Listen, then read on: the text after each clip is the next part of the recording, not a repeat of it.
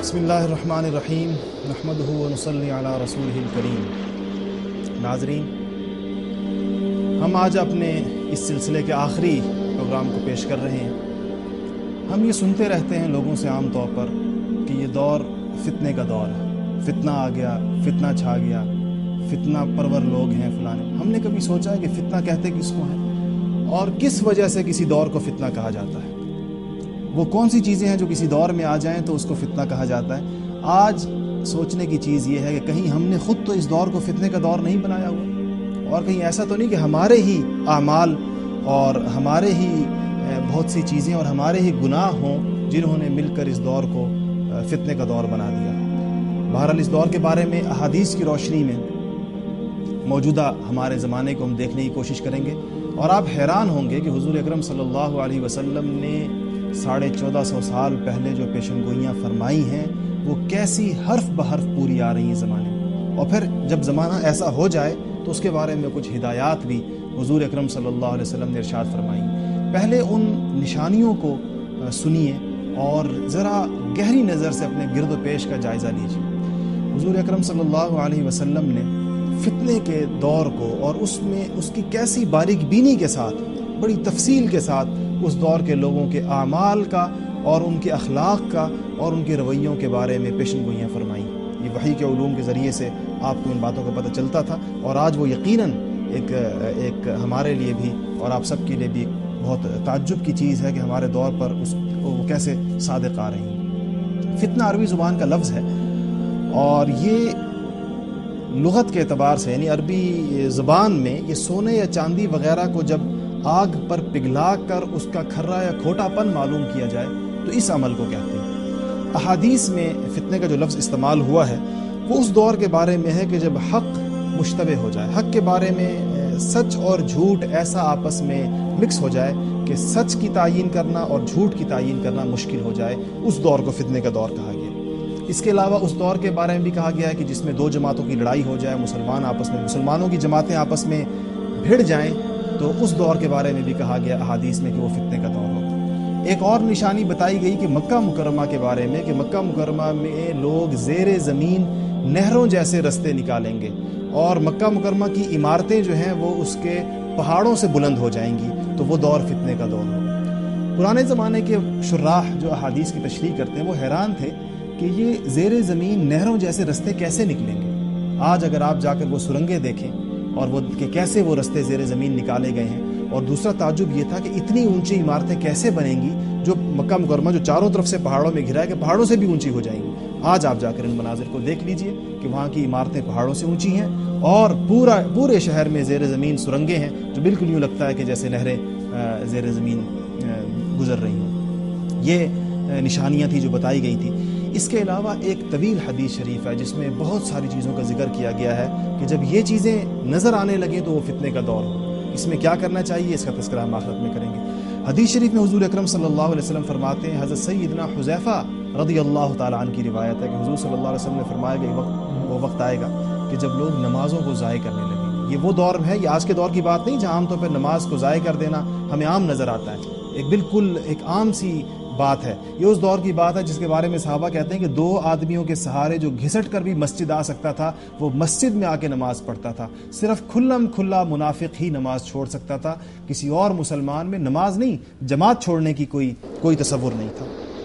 تو حضور صلی اللہ علیہ وسلم نے فرمایا ایک دور ایسا آئے گا لوگ کھلے عام نمازیں چھوڑنا شروع کر دیں گے، امانت ضائع ہونے لگے گی، جس کے پاس امانت رکھوائے گا وہ اس میں خیانتیں کرے گا، سود لوگ کھانا شروع کریں گے، جھوٹ عام ہو جائے گا، معمولی باتوں پر خون ریزی ہوگی، قتل و قتال ہوگا، ایک دوسرے کی مار دھاڑ ہوگی، اونچی بلڈنگیں بنائی جائیں گی، دین بیچ کر دنیا کمائی جائے گی، رشتہ داروں کے ساتھ بدسلوکی کی جائے گی، انصاف نایاب ہو جائے گا، جھوٹ سچ بن جائے گا، لباس ریشم کا پہنا جائے گا، مردوں کو ریشم کے لباس سے منع کیا گیا، ظلم عام ہو جائے گا، طلاقوں کی کثرت ہوگی، ناگہانی موت عام ہو جائے گی، یعنی بس بندہ باہر نکلا پتہ نہیں چلتا کہ واپس آئے گا، ایکسیڈنٹ ہو جائیں گے، کچھ اور طریقے سے بدامنی جس کے نتیجے میں لوگ بہت تیزی سے موت کا شکار ہوتے ہیں، خیانت عام ہو جائے گی، اور خیانت کرنے والے کو امین سمجھا جائے گا، یعنی وہ خائن بھی ہوگا اور کوئی اس کو خائن نہیں کہے گا اور نہ سمجھے گا، اور امانت دار کو خائن سمجھا جائے گا۔ وہ آدمی جو آج دیکھیے وہ افسران جو اپنی ذمہ داریاں پوری کرنا چاہتے ہیں، جو امین ہیں، ان کے لیے کتنی مشکلات ہوتی ہیں، اور جو اپنی ذمہ داریاں پوری نہ کرنا چاہیں تو ان کے لیے بڑی سہولتیں ہیں۔ جھوٹے کو سچا کہا جائے گا اور سچے کو جھوٹا کہا جائے گا۔ تہمت درازی عام ہو جائے گی، لوگ ایک دوسرے کے اوپر بغیر کسی حیل و حجت کے تہمتیں دھر دیا کریں گے۔ بارش کے باوجود گرمی ہوا کرے گی، اور لوگ اولاد سے کراہت کریں گے، کوشش کریں گے کہ اولاد نہ ہو، یا ہو تو بہت ہی زیادہ کم ہو۔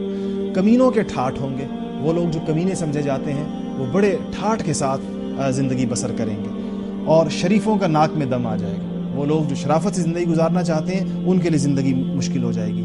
سردار جو بڑے ہوں گے وہ ظلم پیشہ ہوں گے، وہ ظلم کرنے والے ہوں گے۔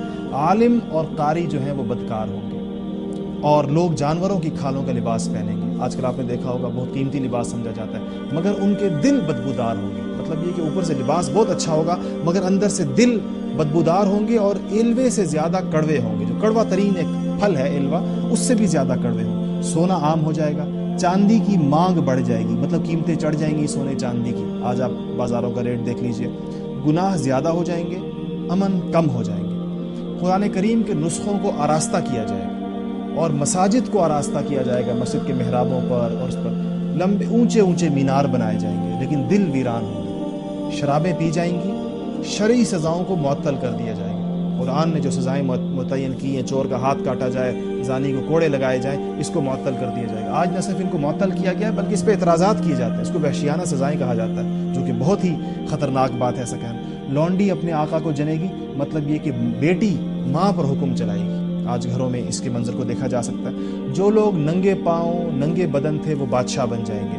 تجارت میں عورتیں اور مرد ایک طرح سے بالکل خلط ملط ہو جائیں گے، کوئی پہچانا نہیں جائے گا۔ مرد عورتوں کی نقالی کریں گے، عورتیں مردوں کی نقالی کریں گی۔ غیر اللہ کی قسمیں کھائی جائیں گی، جس طرح آج کل کہتے ہیں تیری جان کی قسم، تیرے سر کی قسم، اس طرح غیر اللہ کی قسمیں کھائی جائیں گی۔ مسلمان بھی جھوٹی گواہی کے لیے تیار ہو جائے گا، یعنی مسلمان بھی، حدیث کے الفاظ ہیں کہ مسلمان سے تو تصور ہی نہیں کہ جھوٹی گواہی دے۔ آج اللہ معاف کرے ہماری عدالتوں میں کیا، صرف جان پہچان کے لوگوں کو سلام کیا جائے۔ حدیث میں آتا ہے نا کہ سلام کرو جس کو تم جانتے ہو یا نہ جانتے ہو، سب کو سلام کرو۔ مگر ایک دور ایسا آئے گا صرف انسان جان پہچان کے لوگوں کو سلام کرے گا۔ علم دین غیر دین کے لیے پڑھا جائے گا، یعنی علم دین پڑھا جا رہا ہے مگر مقصد دین نہیں ہے، شہرت ہوگی، کچھ اور ہوگی۔ آخرت سے دنیا کمائی جائے گی۔ مال غنیمت کو، سرکاری خزانے کو ذاتی خزانہ سمجھا جائے گا، ذاتی مال سمجھا جائے گا لوٹ کھسوٹ کے بارے میں۔ امانت کو لوٹ کا مال سمجھا جائے گا، زکوٰۃ کو جرمانہ سمجھا جائے گا۔ اور سب سے زیادہ قوم میں جو سب سے زیادہ بدنام اور کرپٹ آدمی ہوگا وہ قوم کا لیڈر ہوگا، وہ قوم کا بڑا ہوگا۔ آج کل کے دور میں کہیں کہ وہ صدر ہوگا۔ جو قوم کا سب سے کرپٹ ترین انسان ہوگا اس کو صدارت کے منصب پر فائز کر دیا جائے گا۔ آدمی اپنے باپ کی نافرمانی کرے گا، آدمی اپنی ماں سے بدسلوکی کرے گا، دوست کو نقصان پہنچانے سے گریز نہیں کرے گا، بیوی کی اطاعت کرے گا۔ بدکاروں کی آوازیں مسجدوں میں بلند ہوں گی۔ گانے والی عورتوں کی تعظیم کی جائے گی۔ جو عورتیں گانا گاتی ہیں، بجاتی ہیں، ان کو ایوارڈ دیے جائیں گے، ان کو بڑے بڑے القاب دیے جائیں گے۔ یہ اس زمانے کی گانے بجانے اور موسیقی کے آلات کو سنبھال کر رکھا جائے گا۔ سر راہ شراب پی جائے گی عام دکانوں میں، شیشوں کے پیچھے، اور ظلم کو فخر سمجھا جائے گا۔ انصاف بکے گا، عدالتوں میں انصاف بکا کرے گا۔ پولیس والوں کی کثرت ہو جائے گی، ہر جگہ نظر آئیں گے۔ قرآن کریم کو نغمہ سرائی کا ذریعہ سمجھا جائے گا، اس کے ذریعے سے کمایا جائے گا۔ درندوں کی کھال استعمال کی جائے گی۔ امت کے موجودہ لوگ اپنے پچھلے والوں پر، اپنے اسلاف پر، اپنے بزرگوں پر تانا زنی کریں گے، ان کو برا بھلا کہیں گے۔ آج دیکھیں صحابہ کو برا بھلا کہا جاتا ہے نعوذ باللہ، اور ائمہ کو برا بھلا کہا جاتا ہے۔ یہ قیامت کی نشانیوں میں سے ہے کہ جہاں اگلے لوگ پچھلے لوگوں کو برا بھلا کہیں گے۔ اور حضور صلی اللہ علیہ وسلم نے فرمایا کہ جب یہ چیزیں آ جائیں، جب یہ علامتیں پوری ہو جائیں تو پھر تم یا تو سرخ آندھی کا انتظار کرو، یا زلزلے آئیں، یا لوگوں کی صورتیں بدل جائیں، یا آسمانوں سے پتھر برسیں۔ یہ اس زمانے کی نشانیاں۔ ایک اور حدیث میں فرمایا ہے کہ جب 15 چیزیں امت میں پیدا ہو جائیں تو مصائب کے پہاڑ ٹوٹ جائیں گے۔ اس میں ایک بات یہ بھی ہے کہ جب قومی خزانے کو لوٹا جائے گا اور مساجد میں آوازیں بلند ہوں گی۔ جس طرح آج کل نکاح کرنا مسجد میں اچھی بات ہے، مگر اس کے بعد کوئی غل غپاڑا جس طرح مسجدوں کی بے حرمتی کی جاتی ہے۔ گھروں میں گانے والی عورتیں ہوں گی۔ گھروں میں گانے والی عورتیں کیسے ہوں گی پرانے زمانے میں؟ آج یہ جو آلات ہیں گھروں میں جس سے سارا دن گانے بجانے کی چیزیں اور گانے بجانے کی آوازیں اٹھتی ہیں، یہ قیامت کی نشانیوں میں سے ہے کہ یہ ہر گھر کے اندر ہوگی۔ شراب کو شربت کے نام پر پیا جائے گا، سود کو تجارت سمجھا جائے گا، رشوت کو ہدیے کا نام دیا جائے گا. یہ کہتے ہیں جب رشوت دیتے ہیں کوئی چائے پانی دے, چائے پانی تو ہدیہ ہوتا ہے جو آدمی کسی انسان کو, تو رشوت کو ہدیے کے نام سے وصول کیا جائے. لوگ کشنوں پر سوار, حدیث میں لفظ میاسر آیا ہے, کشن پر سوار ہو کے مسجد میں آئیں گے. اس کی بھی شراح حدیث میں تشریح پر حیران تھے, کشن پہ کیسے سوار ہوں گے, جس طرح گاڑی کی سیٹیں ہوتی ہیں, مطلب گاڑیوں میں لوگ مسجدوں میں آ کر مسجد کے دروازوں پر اترا کریں گی. عورتیں لباس پہننے کے باوجود ننگی ہوں گی, ایسے لباس پہنیں گی کہ جس کا پہننا اور نہ پہننا ایک برابر ہوگا, اور ان کے بال اونٹوں کے کوہان کی طرح پیچھے سے اٹھے ہوئے ہوں گے. یہ نشانیاں بتائی گئی ہیں. یہ فتنے کا زمانہ ہوگا. اور حضور صلی اللہ علیہ وسلم نے فرمایا کہ جس کو یہ دور میں ملے وہ اس کو چاہیے مسلمانوں کی جماعت اور ان کے امام, یعنی جو مسلمانوں کے بڑے اور رہبر ہیں, ان کے ساتھ ہو جائے. اور فرمایا کہ اس فتنے کے زمانے کو جو پائے تو کسی خون ریزی میں, کسی اختلاف میں قطعاً حصہ نہ لے. اور اسی کے بارے میں فرمایا کہ القائم فیہا خیر من الماشی والقاعد فیہا خیر من القائم, جو اس میں بیٹھا ہوا ہے وہ کھڑے ہوئے سے بہتر ہے, اور جو کھڑا ہوا ہے وہ چلنے والے سے بہتر ہے. مطلب ان فتنوں میں انسان حصہ نہ لے, اور مسلمان جماعت المسلمین مسلمانوں کی جماعت کے ساتھ اور ان کے امام کے ساتھ ہو جائے. مسلمانوں کے ائمہ یقیناً وہ لوگ ہیں جو ہر زمانے میں اگرچہ ایک متفقہ امام نہ بھی ہو, جن کو اللہ تعالیٰ نے شریعت کا علم دیا ہے, جن کے سینے علوم نبوت سے اور وحی کے علوم سے منور ہیں. یقیناً ان فتنوں کی حفاظت ان لوگوں کی صحبت میں جا کر ہو سکتی ہے کہ جن لوگوں کو اللہ تعالیٰ نے علوم نبوت سے سرفراز کیا ہے, وہ آسمانوں سے آئے ہوئے حقائق لوگوں کو بتاتے ہیں اور لوگوں کو بیان کرتے ہیں اور لوگوں کو بھلائی کی طرف, خیر کی طرف اور جنت کی طرف بلاتے ہیں. انہی لوگوں کے پاس جا کر اور ان سے کچھ پڑھ کر, کچھ سیکھ کر, کچھ سمجھ کر ہی فتنوں سے بچا جا سکتا ہے, جو اس دور کا شاید سب سے بڑا مسئلہ ہے. رمضان المبارک کے ان آخری دنوں میں ہمیں یہ دعا کرنی چاہیے. بالکل اب تو ہم اس مہینے سے نکلنے لگے ہیں اور اگلا مہینہ شروع ہونے چلا ہے, کہ اس موقع پر کہ اللہ تعالی ہمیں اس سچے لوگوں کی جماعت میں اور ان لوگوں کے ساتھ جن کے سینوں پر وہ علوم اتارے گئے ہیں, جن کو وہ علوم دیے گئے ہیں جو نبیوں کو دیے جاتے تھے, ان کے ساتھ ہمارا معاملہ کرے. ہمیں ان کے ساتھ اٹھنے بیٹھنے کی توفیق نصیب فرمائے, اور ہمیں بھی ان علوم کا کچھ حصہ میسر ہو. دنیا کو فقط ہم کافی نہ سمجھیں بلکہ آخرت کے بارے میں بھی ہم فکر مند ہوں. ان دعاؤں کے ساتھ اجازت دیجیے. وآخر دعوانا الحمدللہ رب العالمین. www.darsequran.com